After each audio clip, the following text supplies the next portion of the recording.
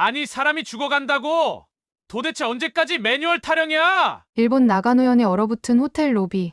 쓰러진 노인의 창백한 손을 붙잡고 분노에 찬 목소리로 소리치는 한 남자가 있습니다. 그의 눈에는 분노와 절박함이 교차하고 수트 소매가 젖을 정도로 이마에서는 땀이 흘러내립니다. 영하 20도, 역사상 최악의 폭설이 일본을 덮친 그날, 도대체 그곳에선 무슨 일이 있었던 걸까요? 오늘의 사연, 지금 시작합니다. 저는 미국 물류기업의 일본 지사장으로 도쿄에서 근무하고 있는 하야시 다이스케라고 합니다. 40살, 한국계 일본인이죠. 어릴 때 부모님을 따라 미국으로 이민 간 이후 물류업계에서 경력을 쌓아왔습니다. 10년 전 회사에서 저를 일본 지사장으로 발탁했을 때는 정말 기뻤어요. 일본의 체계적인 시스템과 문화는 항상 저에게 존경의 대상이었거든요. 하야시, 축하해요. 당신이라면 일본 시장을 잘 이끌 수 있을 거예요. 본사 CEO가 저에게 건넨 말이었습니다. 그땐 그 말이 얼마나 저를 시험할지 몰랐죠. 제가 일본에 대해 품고 있던 환상이 무너진 건 나가노현에 기록적인 폭설이 내렸을 때였습니다. 영하 20도의 추위 속에 수천 명이 고립되었다는 뉴스를 접했을 때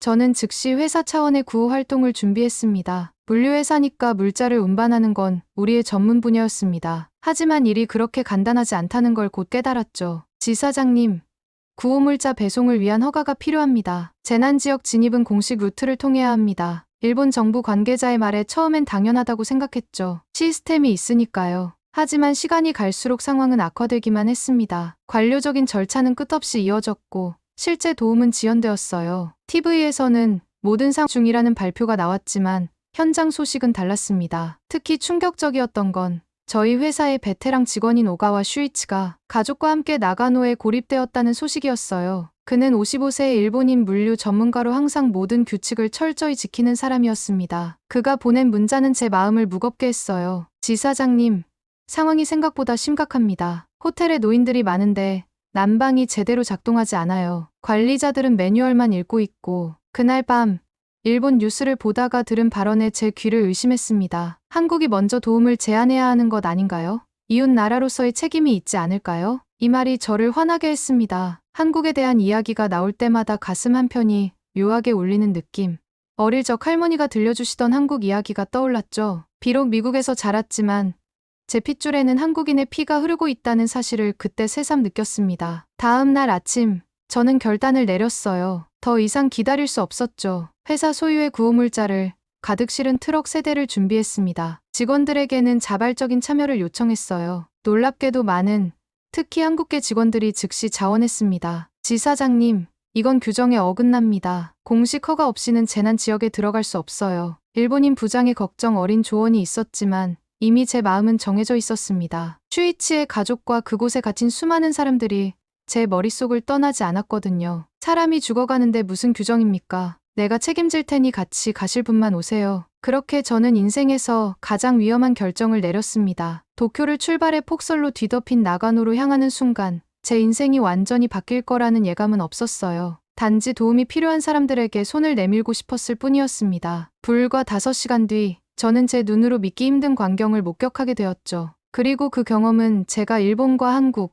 두 나라를 바라보는 시각을 완전히 바꿔놓았습니다. 나가노로 향하는 길은 정말 지옥 같았습니다. 눈보라가 앞을 가로막아 시야가 5m도 확보되지 않았고 도로는 온통 얼음판이었죠. 평소 3시간이면 충분한 거리였지만 우리는 무려 7시간을 달려 겨우 목적지에 도착했습니다. 그런데 그곳에서 본 광경은 제가 상상했던 것보다 훨씬 더 처참했어요. 이게 정말 일본인가? 저도 모르게 중얼거렸습니다. 호텔 로비는 완전한 혼돈 그 자체였어요. 수백 명의 사람들이 바닥에 앉거나 누워 있었고 어르신들은 담요 한 장 덮은 채 떨고 있었습니다. 더 충격적인 건 그 상황에서도 검은 정장을 입은 공무원들이 서류를 들고 분주히 돌아다니며 뭔가를 체크하는 모습이었죠. 실질적인 도움은 거의 보이지 않았어요. 슈이치 씨 가족은 어디 있나요? 저는 로비에 있던 일본인 직원에게 물었습니다. 그는 3층 객실을 가리켰어요. 제 동료 2명과 함께 계단을 올라갔습니다. 엘리베이터는 전기 부족으로 작동하지 않았죠. 복도는 어둡고 춥고 음산했어요. 문을 두드리자 슈이치가 나왔습니다. 그의 얼굴은 지쳐 있었고 눈에는 걱정이 가득했죠. 지사장님,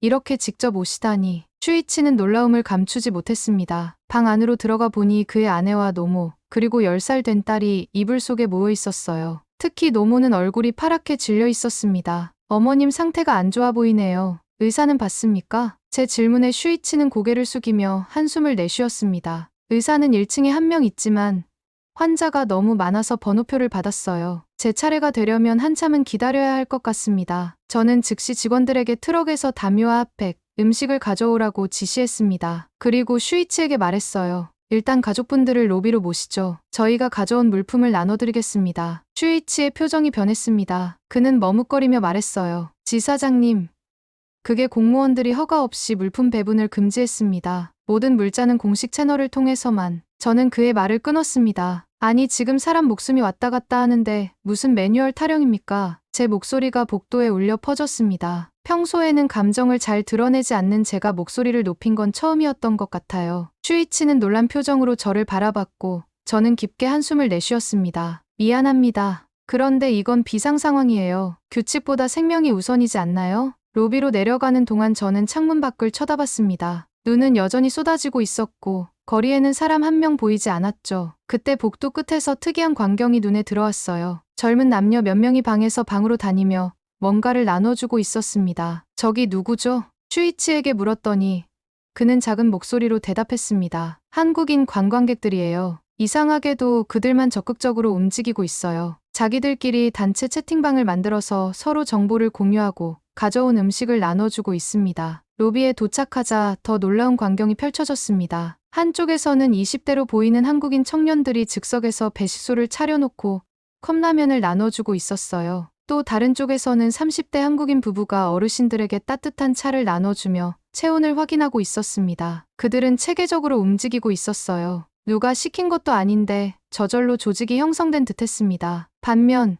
일본 공무원들은 여전히 서류 작업에 몰두하고 있었죠. 한 관료가 한국인들에게 다가가 뭐라고 말하자 한국인 남성이 일본어로 대답했어요. 죄송합니다만 사람들이 배고픈데 언제까지 기다리라는 겁니까? 우리가 가진 것을 나눠주는 게 뭐가 문제인가요? 그 모습을 지켜보며 가슴 한편이 뜨거워졌습니다. 그건 자부심 같은 것이었을까요? 평소 제가 일본인이라고만 생각했는데 갑자기 제 피 속에 흐르는 한국인의 피가 끓어오르는 느낌이었어요. 저는 즉시 직원들에게 명령했습니다. 트럭에서 모든 물자를 내려 로비로 가져오세요. 지금 당장 배분을 시작합니다. 일본인 직원 하나가 걱정스러운 표정으로 물었어요. 지사장님, 그래도 허가를. 저는 단호하게 대답했습니다. 제가 책임질게요. 여기 있는 사람들 목숨이 더 중요합니다. 그렇게 우리의 구호 활동이 시작되었습니다. 아이러니하게도 우리 회사 물류팀과 한국인 관광객들이 자연스럽게 하나의 팀이 되어 움직이기 시작했어요. 마치 오래전부터 함께 일해온 사람들처럼 말이죠. 서로 다른 언어를 사용하면서도 문빛만으로 의사소통이 되는 신기한 경험이었습니다. 그날 밤, 저는 제 인생에서 가장 의미 있는 일을 하고 있다는 확신이 들었어요. 하지만 이건 시작에 불과했습니다. 진짜 충돌은 다음 날 아침, 일본 공무원들이 우리의 무단 구호 활동을 공식적으로 제지하려 했을 때 시작되었죠. 그리고 그 갈등 속에서 저는 한국과 일본의 근본적인 차이를 깨닫게 되었습니다. 다음 날 아침, 창문 밖으로 눈이 잠시 그쳤지만 상황은 나아질 기미가 보이지 않았습니다. 로비 구석에서 간신히 눈을 붙인 저는 누군가의 날카로운 목소리에 잠에서 깼어요. 이건 허가받지 않은 행동입니다. 즉시 중단하세요. 검은 정장을 입은 타카하시라는 공무원이 우리가 어젯밤 만든 작은 배식대 앞에서 항의하고 있었습니다. 밤사이 저희가 몰래 나눠준 컵라면과 담요 때문에 화가 난 거였죠. 그는 저를 발견하자마자 성큼성큼 다가왔어요. 당신이 책임자입니까? 모든 구호물자는 재난대책본부를 통해서만 배분해야 합니다. 저는 피곤한 눈을 비비며 일어섰습니다. 솔직히 말해서 이런 반응은 예상했었어요. 죄송합니다만 사람들이 배고프고 추워했습니다. 그냥 지나칠 수가 없었어요. 타카하시는 불만스러운 표정으로 클립보드를 내밀었습니다. 이 양식을 작성하고 승인을 받아야 합니다. 모든 물품은 일단 창고에 보관하고 공식 절차를 밟으세요. 저는 그 복잡한 양식을 보며 한숨을 내쉬었어요. 아마 이 서류가 모든 승인 과정을 거치려면 최소 이틀은 걸릴 것 같았습니다. 언제쯤 승인이 날까요? 타카하시는 어깨를 으쓱했습니다. 상황이 복잡해서 도쿄에서 결정이 내려와야 합니다. 그 순간 제 시야 끝에 슈이치의 노모가 들것에 실려 지나가는 모습이 보였어요. 밤사이 상태가 더 나빠진 것 같았습니다. 제가 어젯밤 몰래 전해준 핫팩과 약이 있었음에도 불구하고요. 알겠습니다. 양식은 작성하겠습니다. 저는 마지못해 대답했고 타카하시는 만족스러운 표정으로 자리를 떠났어요. 하지만 제 머릿속에는 다른 생각이 들었습니다. 규칙은 규칙이지만 몰래라도 도움이 필요한 사람들에게 물자를 전달해야 해. 그날 오후 저는 슈이치를 불러 조용히 계획을 말했어요. 직접적으로 물자를 나눠주는 건 문제가 될 수 있으니 조금 다른 방식으로 해보자고요. 슈이치는 처음엔 망설였지만 어머니의 상태를 보고 결심한 듯 했습니다. 어떻게 하면 될까요? 우리는 공식적으로 모든 물자를 창고에 보관할 거예요. 하지만 몰래 뒷문으로 필요한 사람들에게 전달하는 거죠. 그렇게 우리의 비밀 구호 작전이 시작됐습니다. 표면적으로는 관료들의 지시를 따르는 척했지만 실제로는 한국인 관광객들과 함께 네트워크를 만들어 필요한 사람들에게 몰래 물자를 전달했어요. 한국인들이 만든 단체 채팅방이 큰 도움이 됐죠. 2층 203호에 담요가 더 필요해요. 1층 로비 구석에 노인분이 약이 필요하대요. 이런 메시지가 계속 올라왔고 우리는 마치 특수 요원처럼 숨어서 움직였습니다. 트럭에서 물건을 내릴 때는 공식적으로 창고로 들이는 척하고 실제로는 다른 통로로 빼돌렸어요. 한 번은 타카하시가 지나가다 우리를 의심스럽게 쳐다봤지만 다행히 눈치채지 못했습니다. 가장 놀라운 건 슈이치의 변화였어요. 평생 규칙을 지키며 살아온 그가 이제는 재빠르게 물자를 숨기고 전달하는 전문가가 됐죠. 어느 날 저녁 그는 조용히 제게 말했습니다. 지사장님, 저는 평생 매뉴얼대로만 살았어요. 하지만 이번 일을 겪으면서 때로는 규칙을 벗어나야 할 때도 있다는 걸 깨달았습니다. 그의 눈에는 뭔가 달라진 빛이 있었어요. 마치 오랫동안 갇혀있던 무언가가 깨어난 것 같았습니다. 이틀째 되는 밤, 우리의 비밀 작전은 더 체계적으로 발전했어요. 일본인 호텔 직원 몇 명도 우리 편에 합류했고 심지어 일부 투숙객들도 도와주기 시작했습니다. 특히 젊은 일본인들의 참여가 눈에 띄었어요. 하야시 씨, 이렇게 하는 게 맞는 것 같아요. 공무원들은 언제까지 서류만 작성할 건지. 20대로 보이는 일본인 청년이 몰래 물자를 나르면서 제게 속삭였습니다. 그의 말에 저도 모르게 미소가 지어졌어요. 우리의 비밀 구호 활동은 점점 호텔 전체로 퍼져갔습니다. 공식적으로는 모든 것이 절차대로 진행되는 것처럼 보였지만 실제로는 그림자 속에서 효율적인 도움의 손길이 이어졌어요. 한국인들의 즉흥적이고 실용적인 접근법이 이 위기 상황에서 빛을 발했습니다. 그들은 현장 상황에 맞게 순발력 있게 대응하고 형식에 얽매이지 않는 문제 해결 능력을 보여주었죠. 특히 인상적이었던 건 한국인 관광객 중 의사 한 분이 몰래 진료를 시작한 겁니다. 공식적으로는 응급처치를 도와주는 정도라고 했지만 실제로는 작은 객실 하나를 개조해 진료소처럼 운영했어요. 슈이치의 어머니도 그분 덕분에 상태가 호전되기 시작했습니다. 밤이 깊어갈수록 저는 이상한 감정에 사로잡혔습니다. 제가 평생 믿어온 체계와 규칙을 어기고 있다는 죄책감도 있었지만 동시에 이렇게 하는 게 옳다는 확신도 들었어요. 그리고 무엇보다 오랫동안 잊고 있던 제 내면의 한국적 정서가 다시 살아나는 듯한 느낌이었습니다. 왜 한국 사람들은 이렇게 빨리 움직이고 적응하는 걸까요? 슈이치가 문득 물었습니다. 저는 잠시 생각에 잠겼어요. 아마도 위기 상황에서는 생존이 먼저니까요. 한국은 역사적으로 많은 위기를 겪어왔고 그때마다 신속하게 문제의 핵심을 파악하고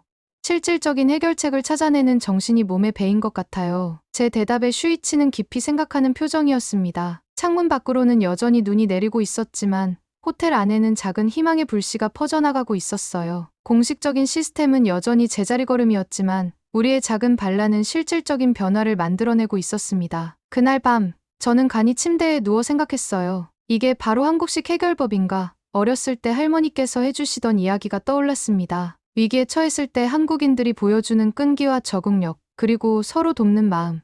그동안 잊고 있었던 그 정신이 지금 제 안에서 되살아나고 있었습니다. 이틀째 되는 아침, 눈이 잠시 그쳐서 우리 모두 안도의 한숨을 쉬었습니다. 하지만 기쁨도 잠시, 도로는 여전히 막혀 있었고 전기와 수도 공급도 불안정했어요. 호텔 로비에서 간이 매트리스에 누워 잠깐 눈을 붙이고 일어나니 주변에 사람들이 모여 무언가를 보고 있었습니다. 이거 봤어요? 일본 뉴스에서 우리 상황을 보도하고 있어요. 한 일본인 청년이 작은 라디오를 들고 있었죠. 방송에서는 나가노 지역 상황이 통제되고 있으며 정부의 구호 계획이 체계적으로 진행 중이라고 전하고 있었어요. 그 말을 들은 사람들의 얼굴에 황당함이 번졌습니다. 현실과 너무 동떨어진 보도였으니까요. 통제되고 있다고? 우리가 여기서 뭘 먹고 살라는 거지? 한국인 관광객 한 분이 혀를 찼습니다. 그때 타카하시가 다른 공무원들과 함께 들어왔어요. 그들의 표정이 심상치 않아 보였습니다. 하야시 씨, 잠시 얘기 좀 할 수 있을까요? 회의실로 안내된 저는 놀라운 상황을 맞닥뜨렸습니다. 테이블 위에는 저희가 몰래 나눠준 구호물자의 빈 포장들이 증거물처럼 놓여 있었어요. 이게 다 뭡니까? 분명히 모든 물자는 공식 경로로만 배분하라고 했는데 타카하시의 목소리에는 분노보다는 피로가 묻어 있었습니다. 저는 솔직하게 대답했어요. 네, 제가 했습니다. 사람들이 도움이 필요했어요. 당신은 외국인 신분으로 일본의 규정을 위반했습니다. 이건 심각한 문제가 될 수 있어요. 제 뒤에서 문이 열리고 슈이치가 들어왔습니다. 그의 표정은 결연했어요. 타카하시 과장님, 제가 하야시 지사장님을 도왔습니다. 모든 책임은 저에게도 있어요. 타카하시는 놀란 표정이었습니다. 베테랑 직원으로 알려진 슈이치가 규칙을 어겼다는 사실이 충격적이었나 봐요. 오가와 씨, 당신까지 왜 이러는 겁니까? 슈이치는 잠시 망설이다가 말했습니다. 과장님, 제 어머니가 어젯밤 소량의 약 덕분에 상태가 호전됐습니다. 이 약은 공식 경로로 받았다면 아마도 내일이나 모레야 배분됐을 겁니다. 그때면 어머니는 어떻게 됐을지 모르겠습니다. 회의실에 무거운 침묵이 내려앉았어요. 타카하시도 무슨 말을 해야 할지 모르는 듯 했습니다. 그때 또 다른 공무원이 입을 열었습니다. 하지만 규정은 규정입니다. 재난 상황에서는 더욱 철저히 지켜야 해요. 그래야 혼란을 방지할 수 있습니다. 제가 참지 못하고 물었습니다. 지금 이 상황이 혼란스럽지 않다고 생각하십니까? 사람들은 도움이 필요한데 서류 작업만 계속되고 있어요. 이번에는 제가 조금 목소리를 높였나 봐요. 방 안의 공기가 팽팽해졌습니다. 타카하시는 깊은 한숨을 내쉬었어요. 하야시 씨, 당신의 마음은 이해합니다. 하지만 우리에게는 따라야 할 절차가 있어요. 그게 일본식 방식입니다. 그 말을 듣는 순간 제 마음속에서 뭔가가 확실히 깨달아졌습니다. 이건 단순한 관료주의 문제가 아니라 위기 상황에 대응하는 두 나라의 근본적인 차이였어요. 제 방식은 다릅니다. 위기에서는 사람을 먼저 살리고 나중에 절차를 밟는 겁니다. 회의실을 나오니 로비에서는 또 다른 변화가 일어나고 있었습니다. 한국인 관광객들은 추위와 두려움 속에서도 침착하게 서로를 격려하며 상황을 헤쳐나가고 있었습니다. 바로 그때 호텔 현관문이 열리고 몇 명의 사람들이 들어왔습니다. 역대 기록적인 폭설 소식을 듣고 취재하러 온 해외 외신 기자들이었어요. 그들은 눈에 뒤덮인 외투를 털며 놀란 눈으로 호텔 로비의 상황을 살펴보고 있었습니다. 네, 공식 발표와는 달리 상황은 매우 심각합니다. 현지 관료들은 서류 작업에 몰두해 있고 실질적인 구호는 자원봉사자들에 의해 이루어지고 있어요. 지친 표정의 일본인 의사가 기자들에게 인터뷰하는 모습을 보며 저는 이런 상황이 일본 정부에 어떤 영향을 미칠지 걱정되기 시작했습니다. 하지만 동시에 세상이 진실을 알아야 한다는 생각도 들었어요. 그날 오후 우리의 작은 반란은 더 체계적으로 발전했습니다. 한국인 관광객 중 IT 전문가가 간이 통신망을 구축해 호텔 내에서 정보를 공유할 수 있게 했고, 다른 한국인은 창고에 있는 물품을 효율적으로 분류하고 배분하는 시스템을 만들었어요. 일본인들도 점점 더 많이 동참하기 시작했습니다. 하야시 씨, 저희도 도울게요. 이런 방식이 더 효율적인 것 같아요. 젊은 일본인 직원들이 하나둘 다가왔습니다. 그들의 눈에는 새로운 깨달음이 서려 있었어요. 마치 오랫동안 당연시 여겨온 방식에 의문을 품기 시작한 듯했죠. 저녁이 되자 놀라운 일이 벌어졌습니다. 타카하시가 혼자 제게 다가왔어요. 하야시 씨, 사적으로 한 말씀 드리자면 당신 방식이 맞는 것 같습니다. 그의 목소리는 작았지만 확실했어요. 저는 놀라움을 감추지 못했습니다. 그럼 우리 활동을 막지 않으시겠어요? 타카하시는 주변을 살피며 조용히 말했습니다. 공식적으로는 여전히 규정을 강조해야 합니다. 하지만 비공식적으로는 눈을 감겠습니다. 단,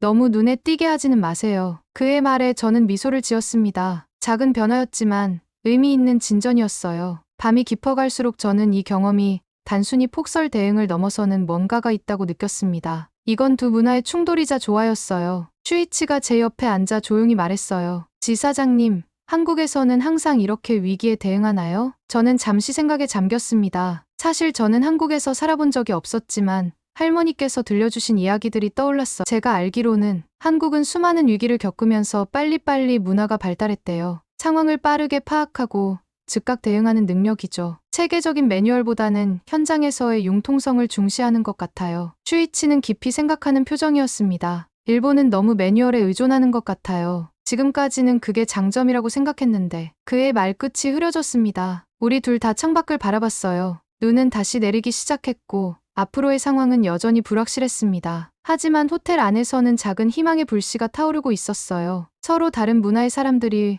위기 앞에서 하나가 되어가는 모습이 그곳에 있었습니다. 전 그날 밤 생각했습니다. 어쩌면 이게 진정한 국제협력의 모습일지도 모르겠다. 규칙과 매뉴얼도 중요하지만 때로는 그것을 뛰어넘는 인간적인 연대가 더 중요할 때가 있다는 것을 배우고 있었어요. 그리고 제 안에서는 오랫동안 잊고 있던 한국인의 정신이 서서히 깨어나고 있었습니다. 폭설이 3일째 계속되면서 상황은 점점 더 심각해졌습니다. 식량은 줄어들고 있었고 전기 공급도 불안정했어요. 하지만 우리의 비공식 구호 시스템은 놀라울 정도로 효율적으로 작동하고 있었습니다. 한국인 관광객들과 일본인 직원들, 그리고 제 회사 직원들이 하나의 팀처럼 움직였죠. 그날 아침 예상치 못한 방문객이 호텔에 들이닥쳤습니다. 경찰과 함께 온 사토라는 고위 공무원이었어요. 그는 로비에 모인 사람들 앞에서 모든 비공식 활동을 즉시 중단하라고 선언했습니다. 특히 저를 가리키며 불법적인 물자 배분 혐의로 조사받게 될 것이라 엄포를 놓았죠. 순간 가슴이 철렁 내려앉았습니다. 미국 시민권자이긴 하지만 일본에서 법적 문제가 생기면 회사에도 큰 타격이 될 테니까요. 하지만 더 놀라운 건 주변 사람들의 반응이었습니다. 슈이치를 비롯한 여러 일본인들이 제 편에 서서 항의하기 시작했어요. 특히 젊은 일본인들의 목소리가 컸습니다. 그들은 지난 3일간 정부의 공식 지원은 없고 우리의 도움으로 버텨왔다며 분노를 표출했죠. 사토 국장의 얼굴이 붉어졌고 그는 경찰에게 모두를 분리시키고 물자를 압수하라 지시했습니다. 하지만 사람들은 오히려 더 가까이 모여들었어요. 한국인과 일본인 구분 없이 모두가 단결된 모습이었습니다. 가장 놀라운 반전은 타카하시의 행동이었어요. 그는 현장 책임자로서 사토 국장 앞에 나서서 우리의 활동이 얼마나 많은 생명을 구했는지 증언했습니다. 수많은 사람들 앞에서 자신의 상관에게 반기를 드는 모습은 일본 문화에서 상상하기 어려운 광경이었죠. 그의 용기에 로비에 있던 모든 사람이 놀랐습니다. 사토 국장과 공무원들이 논쟁하는 바로 그때 이미 호텔에 머물고 있던 외신 기자들이 카메라와 녹음기를 들고 다가왔습니다. 그들은 원래 역대급 폭설 상황을 취재하러 왔다가 우연히 이 갈등 상황까지 목격하게 된 것이었죠. 이 상황을 기록해도 될까요?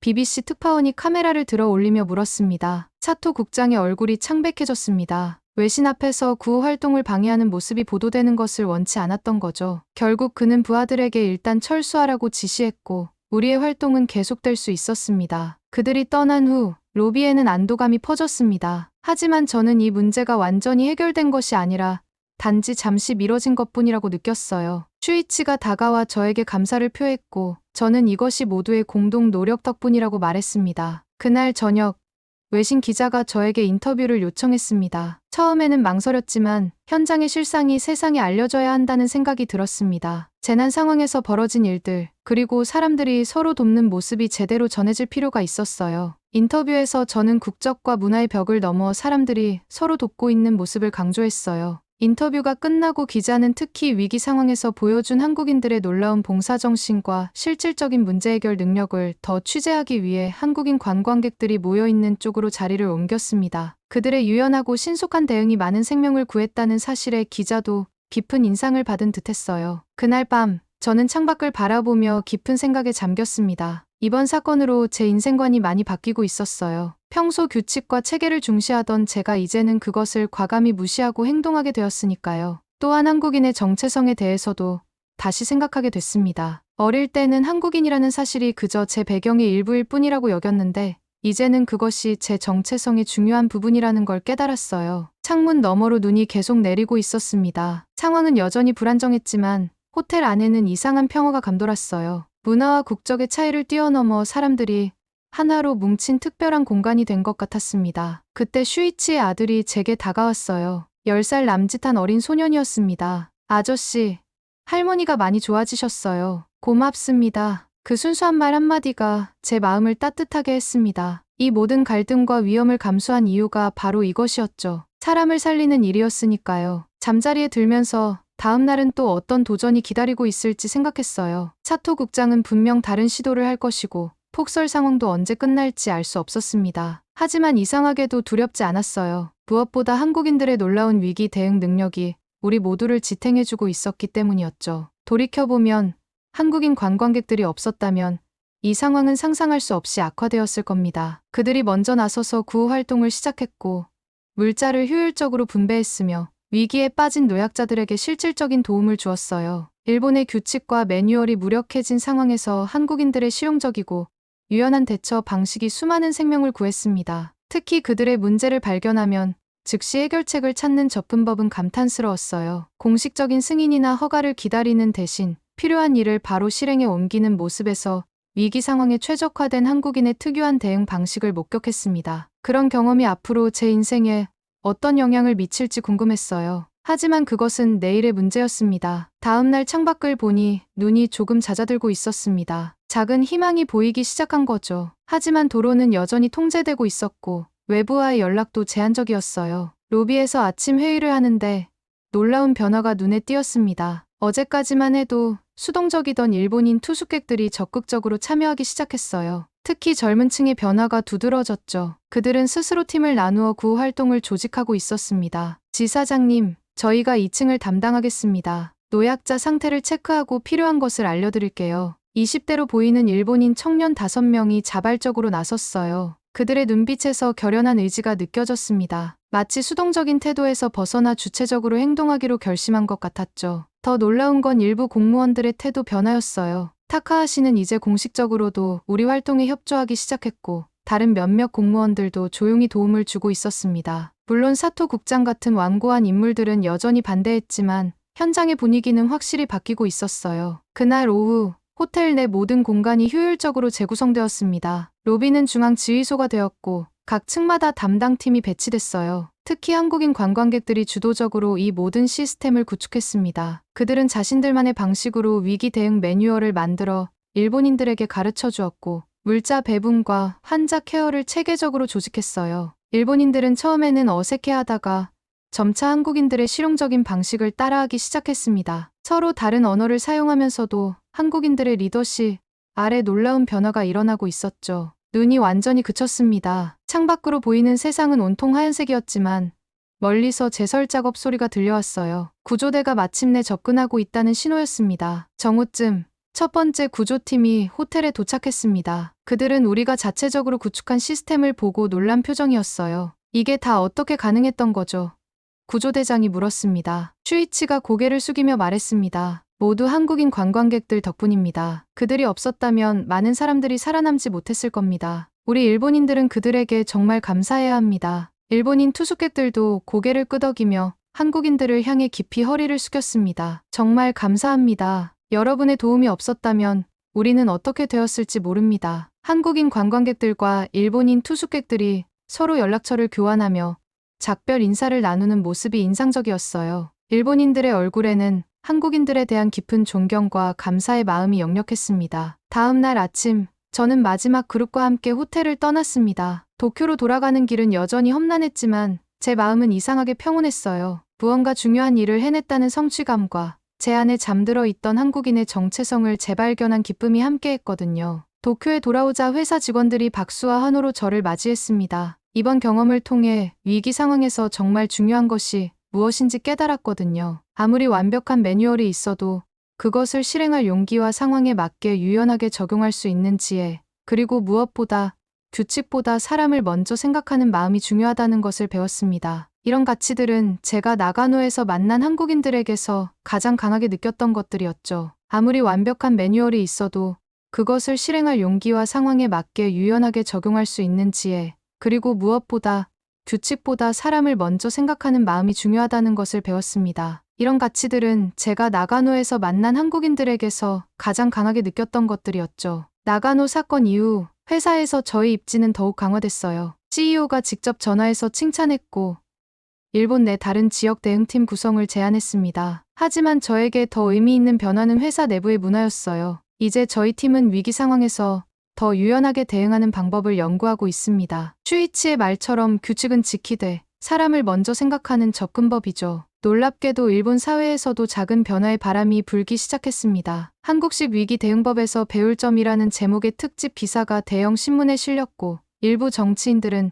재난 대응 시스템의 개혁을 주장하고 있습니다. 많은 일본인들이 이제 우리도 한국처럼 변해야 한다고 말하기 시작했어요. 그 어느 때보다도 제 피 속에 흐르는 한국인의 정체성이 자랑스럽게 느껴졌습니다. 위기 앞에서 융통성 있게 대응하고 사람을 먼저 생각하는 한국인의 정신, 그것이 제 안에서도 깨어난 것이 이번 사건의 가장 큰 선물이었습니다. 오늘 사연 어떻게 들으셨나요? 폭설 속 한국인과 일본인의 대조적인 모습을 통해 위기 대응 방식의 문화적 차이를 생생하게 볼 수 있었습니다. 일본의 체계적인 매뉴얼과 규칙 중심 문화가 위기 상황에서는 오히려 발목을 잡을 수 있다는 점. 반면 한국인의 실용적이고 유연한 대응 방식이 얼마나 효과적일 수 있는지 명확하게 드러났습니다. 특히 인상 깊었던 점은 규칙보다 사람을 우선시하는 한국적 가치관이 실제 생명을 구하는 데 얼마나 중요한 역할을 했는지 알 수 있었습니다. 오늘 사연에 대한 여러분의 생각을 댓글로 남겨주세요. 감동문클에서는 여러분의 소중한 마음을 모아